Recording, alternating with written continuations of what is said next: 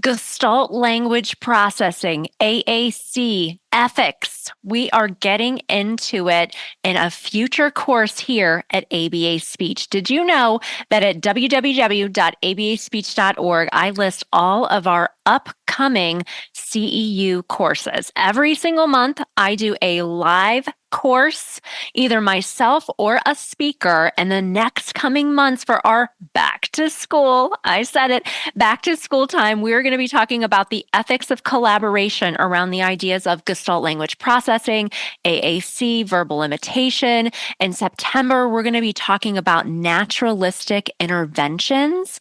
We have so many wonderful things in store. Now, these CEUs, you can register for the webinars completely free, and that is going to be a link in the show notes. So make sure that you register. If you want to purchase a general certificate, that's $5. Members of the ABA Speech Connection membership, are you in the membership yet? If not, join us. There's over 300 professionals and parents in the membership. You get your CEUs completely free as part of your membership. But if you're like, hey, Rose, I'm not ready for the membership, that is okay too, because every single month you have the option to just pay for your single CEU.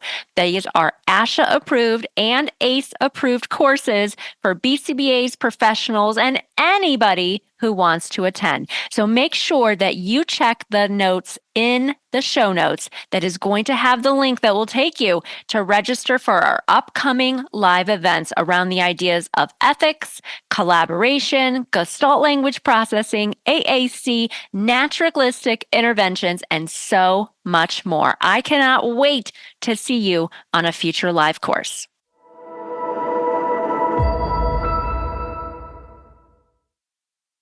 Regression and evaluation in autism diagnosis, a whole lot of therapy and progress, so much progress. Today, I am talking with Lisa Hausworth, and we are sharing her family, and Kruz's autism journey. Lisa is a board-certified behavior analyst, and she is also a mom to 3. And her youngest son, Kruz, has autism, and she has been sharing about his journey maybe since last year. I saw her videos on TikTok and Facebook and Instagram, and she was actually a video brand ambassador for us last year, where she would share videos of Kruz, all the amazing things he was doing in progress. So you're probably already familiar with Kruz and his story. Today, we're really getting into the meat of, when did Lisa think there was a delay? What did that evaluation look like? What types of therapy have been helpful for Kruz? Lisa is a board-certified behavior analyst. Her and her husband, he's also a BCBA, own a small business where they provide behavior analytics services. And she just has a wealth of information where she shares their autism journey. Kruz is doing an amazing job. You can catch up with him at Cruising at Kruz. Also on our Instagram page, we share a lot about him. And Lisa is our parent ambassador in the ABA Speech Connection. So we have a professional part to the membership where we offer CEUs live, CEU library, our journal studies where we really get knee deep in the weeds of current research. And then we have a parent-focused portal is what I'm calling it. So Lisa is sharing a parent-focused video every single month. We just posted one all about evaluation, and she is doing a live Q&A for us every single month. When parents have questions, we want to be here to support you. I have more about the ABA Speech Connection in the show notes, so let's get into this episode. You're listening to Autism Outreach Podcast, a podcast full of ready-to-use strategies to help those with autism strengthen their communication skills. Here's your host, Rose Griffin of ABA Speech, a speech therapist and board-certified behavior analyst who shares tips you can use in your next therapy session.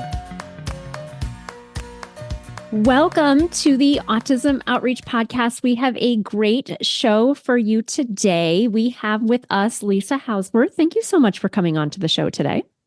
Of course. Lisa is somebody that I was seeing posts all over social media. I feel like last year in the fall, and it kept coming up on my TikTok, which I talk about social media a lot here on the show. And I was like, what's this? And Kruz, you show your son kind of the autism journey. And I thought it was cool that you were disseminating in that way, because that's something I do all the time. And so I reached out, and now Lisa is heading up our parent portal in the ABA Speech Connection. So we have a membership. Part of it is for professionals, and then part of it is for parents. So she makes monthly videos based on topics that are helpful for parents, that are parent focused. And thank you so much for just being a part of ABA Speech. I know that it helps. I can only help so much. I'm not a parent of an autistic child, so I know that having you as a professional and parent is really, really helpful. Yeah. And I'm today, go ahead. happy to share our story. Yes, and I'm excited for you to share all about that. I just found out last month, we were on a call or something, that I know you're a BCBA, you own an agency, but you said you're also a lawyer. So you shared that. So she does a lot of things. She knows lots of stuff. Very smart here. And I know my law degree, but I'm not licensed to practice. Just to clarify. Yes, but that is very impressive. I mean, last week, I think or last month, we were just talking, and you were all of a sudden sharing that. I was like, oh my gosh, that's amazing. So a wealth of information. Today we're going to talk about Kruz. So you're also a mother, and you have 3 kids, right? 3 boys? 3 kids, 3 boys. Okay. Mama. Yes. Busy. And Kruz has autism. He's your youngest. And I show videos of him. It's called remixing, on Instagram, of some of his, the videos that you share. I think one was the last one was maybe a conversation that Kruz was having with your husband, I believe. And so it's neat that you're sharing his journey, with communication and just with a lot of stuff. So, but what were the first indicators for you that Kruz might have just a delay in general? Sure. So when Kruz turned a year old, he wasn't really talking a whole lot, and he wasn't gesturing like a lot of 1-year-olds, even if they're not having first words, which they probably would by a 1-year-old, but they would be gesturing, they'd be clapping, they'd be reaching when they wanted to be picked up, or they'd be pointing to things that they wanted to see. And Kruz really wasn't doing any of that. So my husband and I are behavior analysts, and so sometimes it's hard because we question ourselves, like, are we over analyzing our child's behavior? And so we reached out to our state's early intervention. We live in Ohio, and said, like, hey, can you guys come out and evaluate? Just give us your opinion. And initially they were like, yeah, he has some speech issues. He should be doing more than he should with the speech and communication, but he's playing appropriately. He's making eye contact. He's doing all these other things. His gross motor skills and his fine motor skills were all great.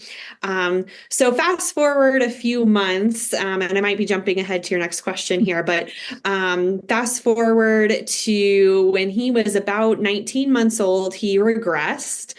So at that point, we did have a few words more, bye-bye, all done. And he was gesturing a little bit more towards things that he wanted. And he stopped doing all of those things. He stopped all communication, and pretty severe tantrums started at that time with some self-injury, biting himself and banging his head on the ground. He also started some stereotypic behavior with spinning and rocking and just repetitive things. Mm-hmm. And so we were very fortunate to get him through the evaluation process quickly, because we know the value of early intervention. And so we really pushed. We made a lot of phone calls and said, what favors can we pull in to get him evaluated? Because we knew at that point, like, okay, this is beyond just a speech delay.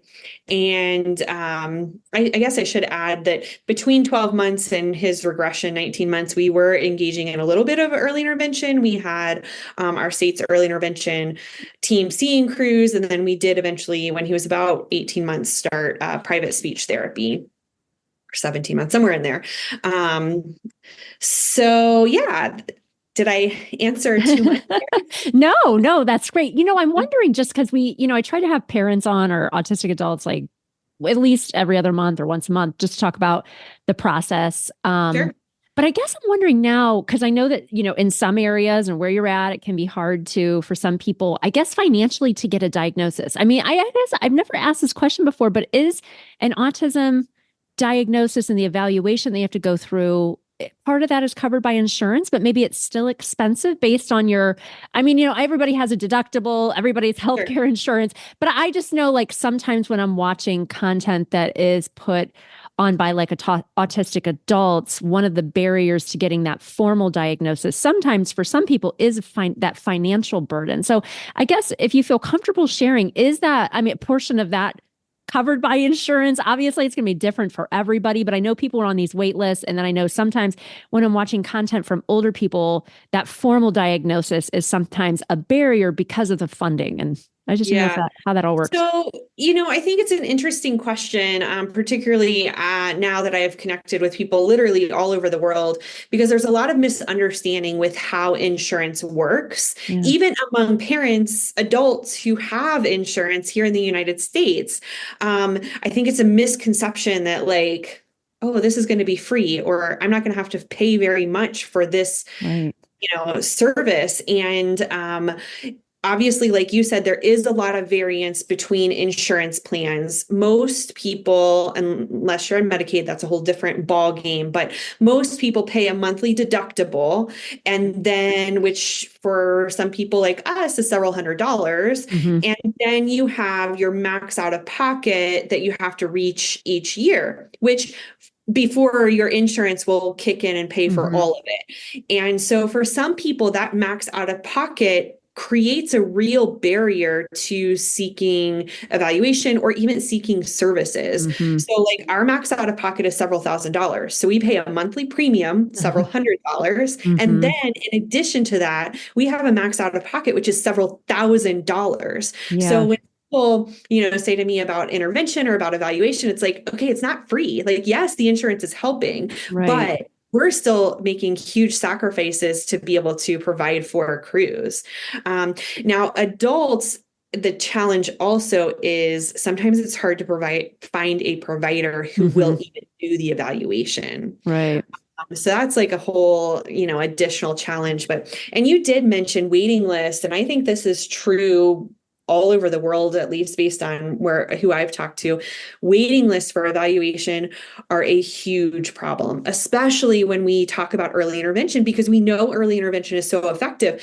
Well, once you identify that your child has some needs, then you get on a waiting list for evaluation. Okay, so let's just say here where we were quoted 6 to 12 months for evaluation until we were able to basically pull in some favors. But helps to be a BCBA or SLP with relationships are important, but who's been in the field for 20 years, 20 years.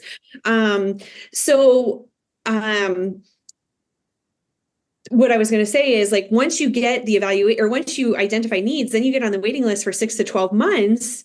Then you get then you get the diagnosis, which sometimes that paperwork takes another month or two. Then you have to get on the waiting list for services, and those waiting lists vary from area to area. So really identifying those needs and working with your pediatrician or working with your state's early intervention or whatever that may look like, and then advocating for your child is really, really important. So important. You're right about the wait list. It's like, here you are. I think what's interesting and great is that autism is being diagnosed so much earlier, because I've been in the field too, 20 plus years, and we would have kids maybe starting special education preschool or doing the evaluation at preschool and be like, oh, they just got diagnosed with autism. But now, like you're saying, with Kruz being so young, the wait list is still not the best. So that's why I think, it's nice to have you part of the parent part of the membership where, as Dr. Mary Barbera, my friend, says, the parent has to steer the ship. It's nice to have local providers here, and especially in the United States, but based on where you're at, if you're in a rural area or, I was just talking to a provider in Washington State because we're licensed there and we provide some services. You literally cannot find professionals. It depends on where you're located. That's why the one nice thing about COVID, I think, is that we believe in teletherapy. It's always been an evidence-based practice, but it does work. It can be helpful. I think people are more open to that because you really have to then look at all your options. So for Kruz, you have him evaluated, you're, told that he has autism, which you probably were not surprised by that. Were you surprised by that or? No, we weren't surprised, but as a parent, you go into the evaluation and it's still heartbreaking. Like Yeah. even though we were prepared to advocate for the label, for the diagnosis, it's still heartbreaking. It's heart-wrenching. It's not what you want to do. You don't want to put your kid into therapy, right? Like this isn't Right. the life that we would choose for Cruz and for Mhm. our whole family because it's impacted all of us.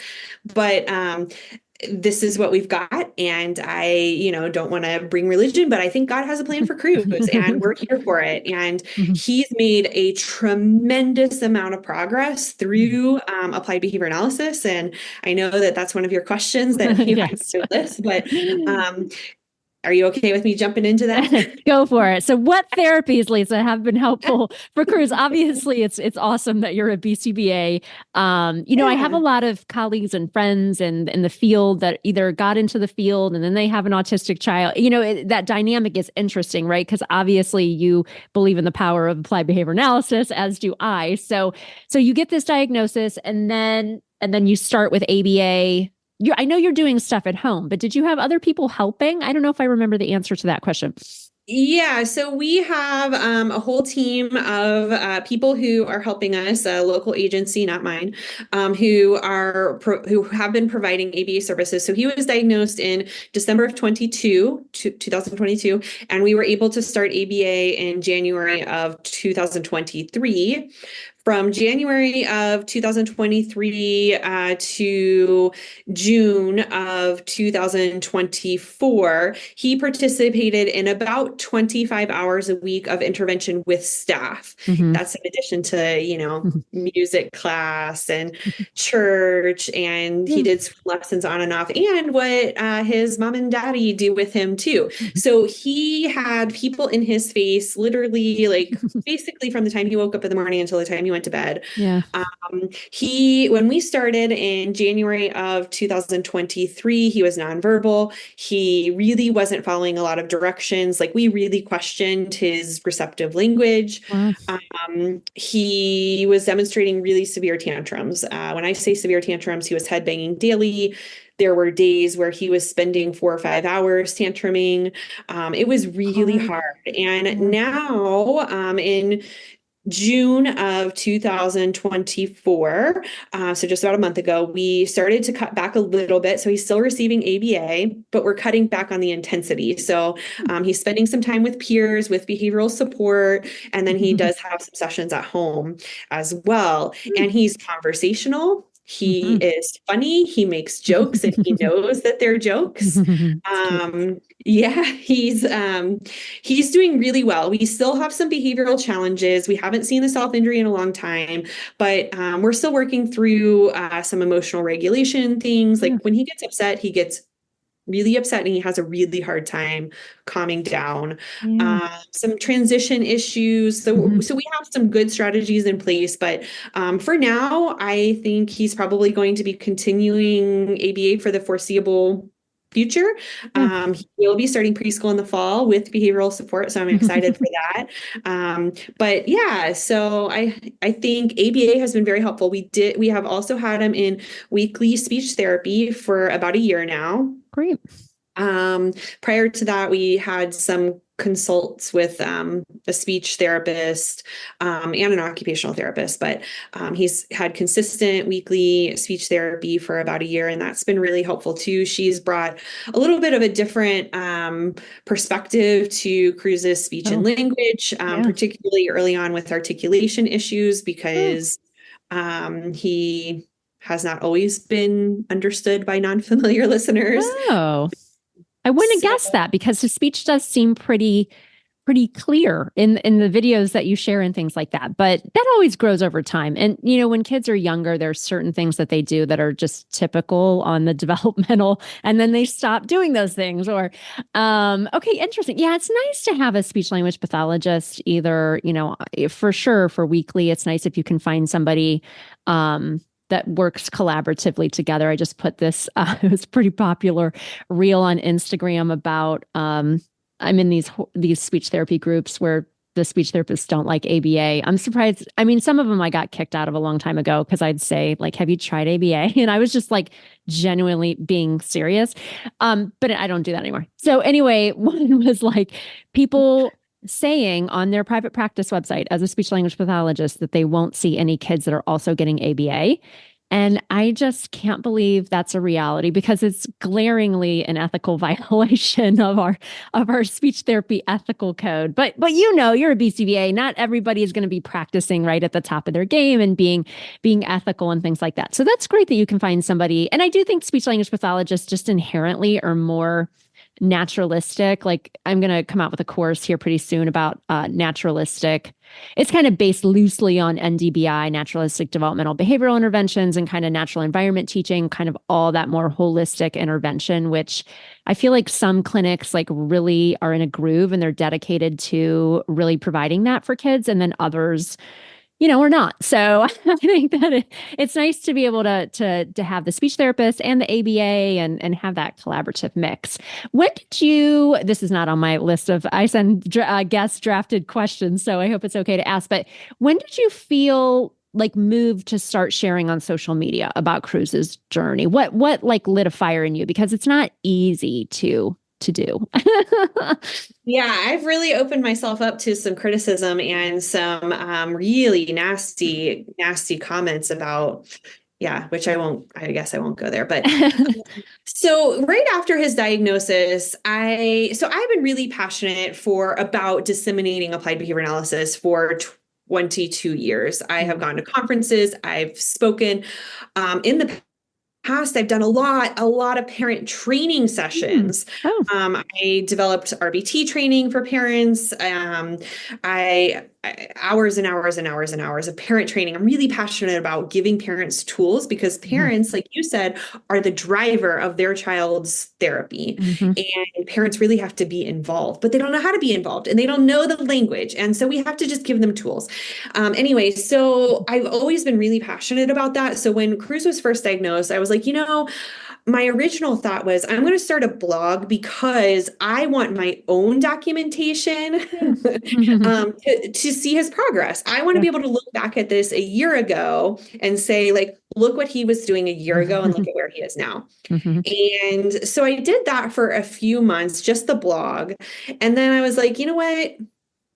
I have something to share here. And there's an opportunity to share about what ABA is and what it's not. Right. I think there's a lot of misconceptions out there. And I know you talk about this a lot about what ABA is and what it's not. And it's like, this is not abuse. We're not harming kids. And if somebody's being harmed, that's not ABA. Right. And so I thought, you know what, let's just put this out on social media and just see if there's parents that I can help or grandparents that, I can reach that can actually see a real live child, because behavior analysts, probably similar to speech therapists, although I don't know your specific ethics codes, but there's a lot of rules around confidentiality, right? There's a lot of rules around what we can and can't share professionally, but guess what? It's my kid. I want about my kid. Right. So, I think that there's an opportunity to give parents some tools and watch videos. And I know I've watched training videos as a parent of other kids, and I'm always like, that's a great idea. And it's a little bit different to read about it than it is to actually see it. And so that was my goal. So I've been sharing on social media for about 15 months. Facebook page, Cruising with Kruz, has really exploded. Instagram and TikTok are trailing behind. That's okay. I don't really understand all the social media algorithms. My goal is really just to share. So if you're there, you're there. If you're going to say something nasty, I'm going to block you. That's really simple. Yes. No. And I do think that, I'm putting together a talk for the NAC conference in August. And so I'm talking about Dr. Cody Morris et al.'s discussion about assent. And so we've had Dr. Cody Morris on the podcast. He's awesome. And just talking about, but I do think the field is growing where we're talking about things like assent and, talking about with Dr. Hanley, having everything be televisable. And I don't think that all providers have caught up to that. I do think there are people out there that are antiquated. So I think that if somebody comes and makes contact with somebody that isn't practicing at the top of their game and isn't providing naturalistic interventions, that it does leave a bad taste in people's mouths. So I do think the field is really progressing. And that's why, just like you, I had this program I've done it the past couple of years where I have video ambassadors, and that's what Lisa started as. Because I do see clients 2 days a week at my own kids' school. I'm a speech therapist, but obviously I can't video any of those sessions, and I don't have time to see my own private clients anymore because I'm doing all these other things. Like speaking and training in the membership. So sometimes I do reach out to people that are already putting this content out there because it is really nice to show this is what a session can look like. I can make some simulated video like I do at times about what it looks like, but to see Kruz engaging in those, people just really, it resonates. So yeah, definitely follow Lisa's page, but I share those too on my Instagram, ABA Speech by Rose, and people always love to view those because they want to see therapy in action. I think that's the thing that we don't really get to see. I know as a speech therapist, I actually share an office with 2 other colleagues, but if I didn't have that most of my career, you never see anybody else doing therapy. So you're like, is this right? You could go your whole career and not know. So I do think it's really great to be able to show that information. So thank you for sharing in that way. What advice would you give to parents who think their child might have a delay or is showing signs of early autism? I know I get a lot of messages, probably like you do almost every day on social media, where I'll share something and people, are really heightened, really concerned about their child. And I think, you want to help your child. You never want to see your child struggle. So I think that's the thing with autism. I like to have parents on too, because I think there's a lot of parent shaming that goes on social media, which I've been talking about too, where, I've had people come on the podcast and say, I use floor time. And it's like, that's great. If that works for you, like, I don't know if I'll get in trouble with the BACB hearing this podcast, but I'm not combative like that. I think that parents need to make a choice. And I hate when parents will ask about something online, like ABA, they innocently ask because they don't know what the online sentiment is. And then on top of feeling like you want to help support your child, and maybe this is something that is heavy emotionally for you to deal with, like an autism diagnosis. Number one, I think it's fine for parents to share that because it's an emotional thing. And I just think it's terrible that parents are shamed like that. So what is one piece of advice for somebody that's listening, or a grandparent? Sometimes we have grandparents that are listening in, and they're concerned about their loved one. What is some advice that you would give them? So I think if you are pre-diagnosis, like you are at the point where you're just identifying a few needs, you're like looking at those milestones, you're like, my child is not meeting these milestones, and I really have a feeling that there's something going on. My number one recommendation is to advocate. That whole wait and see approach, I am not a fan of that. And I don't want to offend anybody. If that's your approach, then, like you said, more power to you. But I am a fan of let's get started with intervention. And if you get started with intervention a month, 2 months, 3 months, 6 months, whatever down the road, and you're like, we never needed to do this, then who cares? Then you're out that time and effort, but you're not going to regret it. I've never met a family who said, I regret doing this intervention because my kid didn't need it. Like, no, get started, give them the tools. And if they don't need it, then you just stop. But waiting, you're losing time in early intervention. And so advocate. Parents need to advocate, be confident in your abilities, be empowered. Don't accept no. If somebody tells you something that you think is incorrect, keep researching, keep asking. Your child needs you to communicate because they can't do it. So I love that. So powerful. And I know you're going to share with us in a second how we can stay in touch with you, but just for those of you listening, so Lisa is heading up our parent portal in the ABA Speech Connection, which is our membership for professionals and parents. And we have a whole section that's just for parents where Lisa's sharing a new tutorial that is parent focused based on really the parents that are in there and what they want to learn about. You just did one about the VB map, which is a very popular kind of assessment. So I'm actually putting that up later today. And then we also do a monthly Q&A case study check-in. Last month we had parents come on and ask questions just to be a source of support. And then you also get access to, if you really want to get into it, some of the parents I have are in both the memberships and joined well before we had the parent portal. Our live trainings that we do are just on more advanced topics like intro to AAC, supporting students who engage in behavioral barriers. These are just a couple that we've done lately. So I'll make sure that we put a link in the show notes how you could join us in the ABA Speech Connection and the parent portal, which is focused more on helping to support parents, which I really love. So thank you for your help with that, Lisa. And if people want to find out more about you and your work, where can we find out that information? Yeah. So Kruz is on TikTok, Instagram, and Facebook at Kruzing, and it's spelled with a C, Kruzing with, and then his name is spelled with a K. So I know that's confusing, but Kruzing with Kruz, maybe you can put a link on there. Yes. And I would love for you to follow our journey and comment. And I try to be really responsive to any messages that I get. Occasionally I miss something because I'm in the midst of craziness with 3 boys and working. But I try to be really responsive. And I'm also on the parent portal as well if you decide that membership is a good fit for you. And I try to be responsive on there as well. And I'm open to feedback on what trainings would be helpful. So. Awesome. Well, thanks so much for coming on, Lisa. It was great to connect. Yeah, no problem. Thank you. Thanks for listening to Autism Outreach. If you enjoyed the show today, make sure to subscribe so you don't miss an episode full of actionable strategies you can use in your therapy room. Write a review too. That would mean so much to me. I always love hearing from you. Have a specific topic that you want included on a future show? Reach out over on Instagram, ABA Speech by Rose, or visit me at www.abaspeech.org.